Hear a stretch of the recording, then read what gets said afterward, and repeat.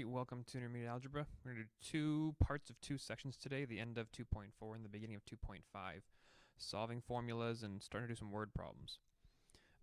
In this video, we'll solve equations for variables. And when I say equations, I should really say formulas, and the actual term there is formulae, I think. If you say formulas, no one ever minds. And we'll discuss how to set up and solve word problems, including defining variables, checking, and solving. Although we'll talk about this word variable. You won't see it again on my page, but here we go. I'm going to solve this formula for the indicated variable. So here's the formula I'm solving. This is slope-intercept form, where m is your slope and b is your y-intercept. And I'm solving it for this variable. That means get that variable by itself. To solve for a variable, that means you isolate it, get it by itself. And whenever you're solving, you're always following the order of operations backwards, SADMEP. So I'm going to get rid of any addition or subtraction that's around the b first. I subtract the mx from both sides. That gives me y minus mx equals b. I actually have now solved for variable b. That's how you solve a formula. You'll note there's no calculations to do because in this formula there were no numbers. So I'm just going to live with y minus m times x. It's a little bit strange, but that's what we're dealing with. So here, I'm going to solve this equation for m. It's the same equation, but different variable. First, I subtract the b from both sides, and y minus b is just y minus b. Then I'm going to divide both sides by x. My goal is to get the m by itself, so I divide both sides by the x, and I get that y minus b divided by x equals m. I have now solved for variable m. You might wonder, what's the value of this? The value is, maybe you have a scenario where you need to find the slope, but you're given a bunch of y-intercepts and a bunch of coordinates x and y. Well, this formula now means I can just plug in x, y, and b and spit out the variable m without solving for it over and over. If you're going to find yourself using a certain process or an algorithm, the word algorithm means like a set of steps, a process. If you're going to find yourself using an algorithm over and over and over, you're probably better off solving the formula one time and creating a new formula to solve for whichever variable you need. This is the formula for perimeter. It's the perimeter of a rectangle, which means it's also the perimeter of a square. I'm going to solve it for this w. The first thing I do is get rid of the stuff being added or subtracted around the w. So I'll subtract 2l from both sides. That means p minus 2 times l equals 2w. Then I'll divide everything by 2, and we get p minus 2 times l divided by 2 equals w. And that's great. If you want to write it a little bit differently, you could also say p divided by 2 minus l equals w. Because like I divided this by 2, and I divided this by 2. I don't think there's any reason to do that, but you could if you wanted to. Okay, last one I'll solve for t. I'm going to subtract the p from both sides, so we get that s minus p equals prt. I want to get this t by itself. I could in one step divide by p and then in another step divide by r, but what's better is just divide both sides by pr. And that gets me s minus p over pr equals t. This is a formula that's dealing with principles and times and interest rates. It's a money formula that maybe we'll come across later. That's solving for a variable. You get the variable by itself, but you understand there are typically no calculations that need to be done, at least very few calculations, because you're dealing mostly with letters instead of numbers. I think that's actually really nice. I think solving formulas is faster because I don't have to spend time calculating things, but a lot of people find it kind of weird. So just understand, you're going to get answers that don't look like answers because they're not just a single number. Okay, we're going to move on to solving word problems where we'll spend the next few days. The better word for word problem is an application problem, but basically you're not just given some equation to solve, you have to make the equation because all that's given to you is a whole grip of info. So you have to, from the info, kind of reason through what do I need, what do I want, how do I find it, and how do I go get it. So this is a problem pulled out of our math book. It says, according to the U.S. Department of Education, with 2017 data, there's a gap between teaching salaries for men and women at private colleges and universities. The average salary for men exceeds the average salary for women by $14,037. Combined, their average salaries is $130,015. Determine the average teaching salaries at private colleges for women and for men. Is this really 2017 data? This book is pretty old. It can't be 2017. Did I write that down wrong? Yeah, that's 2007 data, not 2017.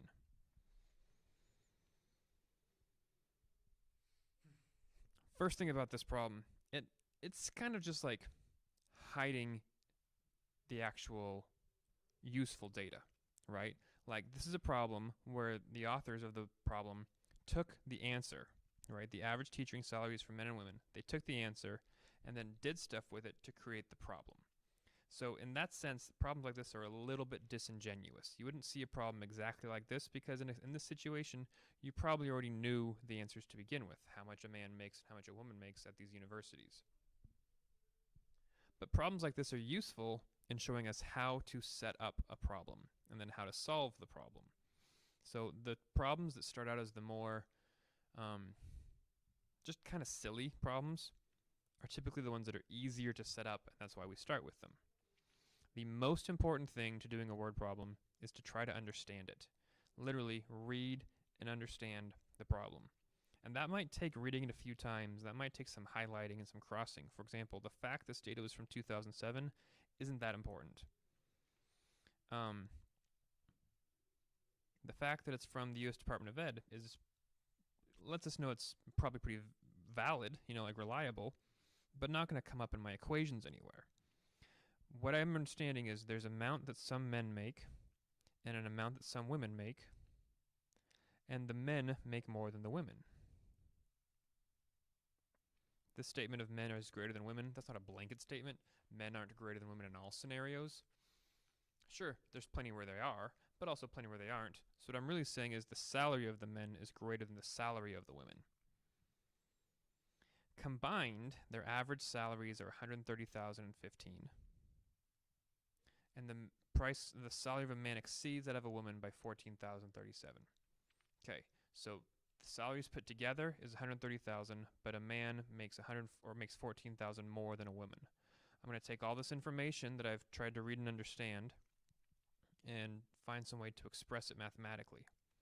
Note that I say that when you read and understand a problem, a sketch is typically very helpful. It doesn't really apply in this scenario. I don't know how I'm going to sketch what's happening here besides just doing what I just did of writing out the words and putting down some math symbols. Okay, we're going to define x. Now, I want to have this side conversation really quickly. This is not a variable right now. This is actually an unknown. An unknown is something that we don't know. A variable is something that can change. It's able to vary, This isn't going to be something that can change. It's just something that we don't know. This is a very minor distinction that I'm not at all worried about. If we want to call it variables, that's fine, just because it's easier to discuss that way.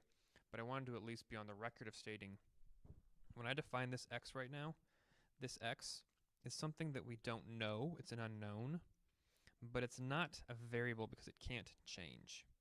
Okay, so we're trying to get, what are we trying to find? X should equal whatever it is that we're trying to find. We are trying to find the salary of a woman and the salary of a man. We want to find two things. So we start with one. I'm going to have X represent salary of woman.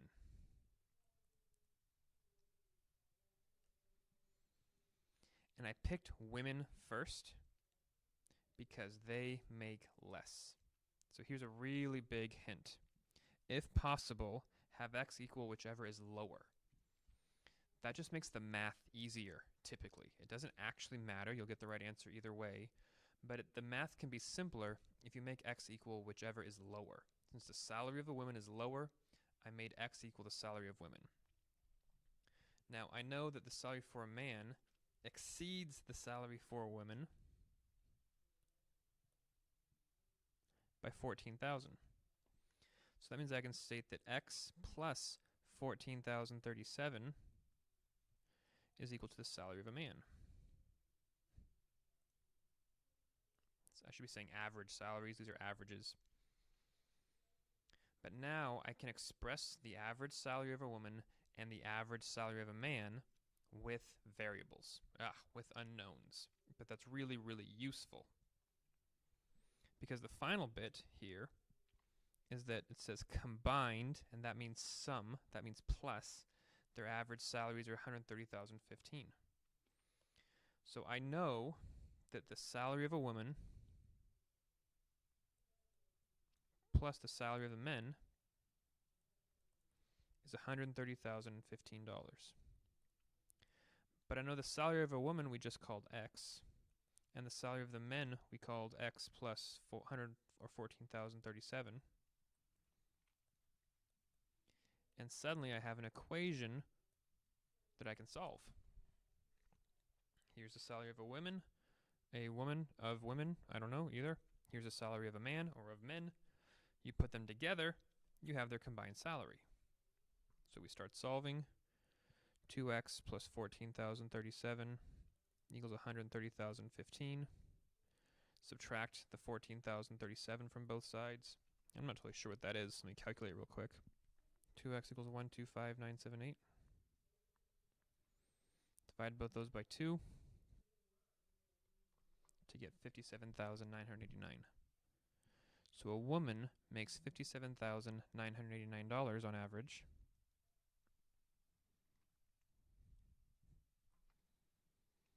If we add 14,037 to that,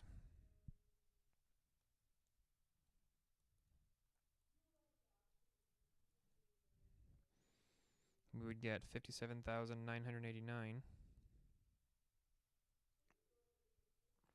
plus 14,037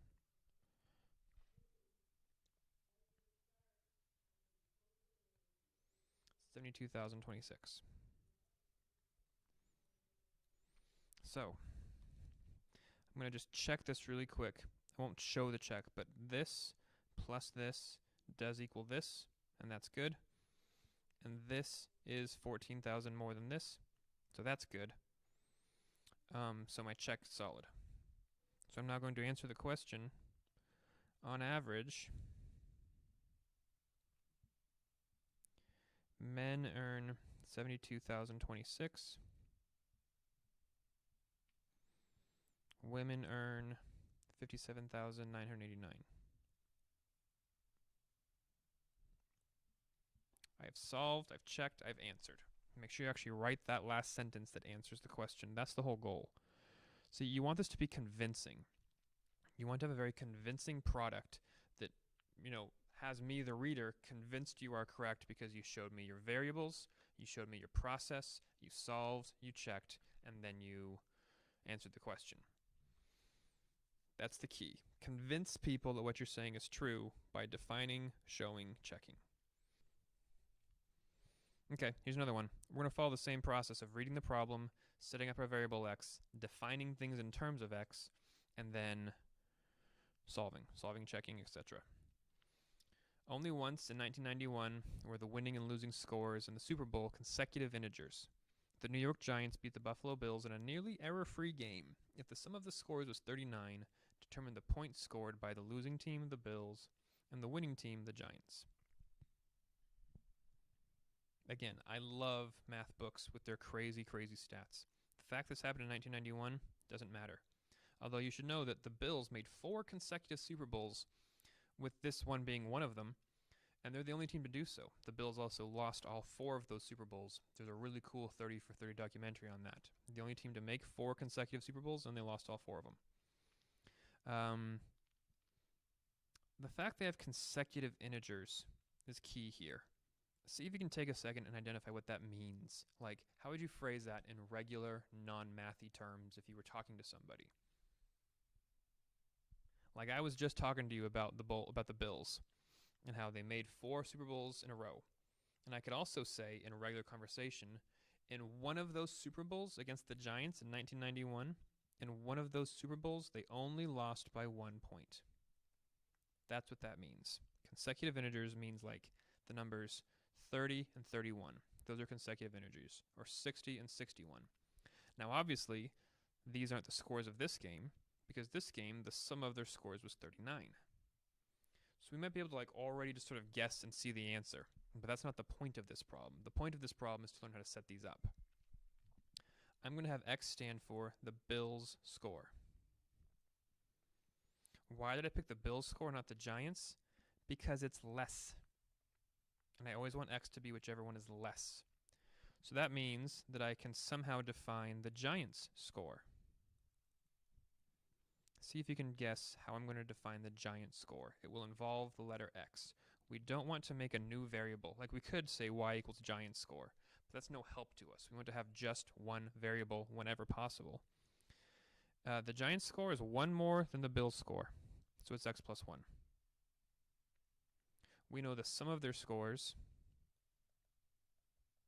So you take the two scores and sum them up. The sum of their scores was 39, and we solve.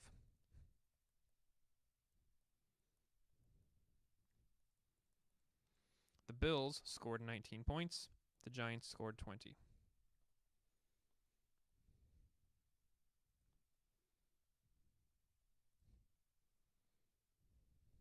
It's that simple. Again, the important thing here isn't finding the solution. No, I'm sorry. Yeah, the important thing here really isn't finding the solution, but learning how to set it up, how to define variables, how to define unknowns, and how to use those to make equations. That's the difficulty and the importance of this section that we'll spend some time on. Okay, to recap, you solve formulas like you do any other equation, follow SADMAP, and then just get the desired variable isolated. With word problems, defining the desired unknown as X is a very important and helpful first step. Always be able to define what you're looking for. And check your solution. If your answer doesn't make sense, it's wrong. In our next video, we'll do some more word problems, especially with geometry, where we talk about length times width and how to get area, or 2 length plus 2 width to get perimeter. See you then.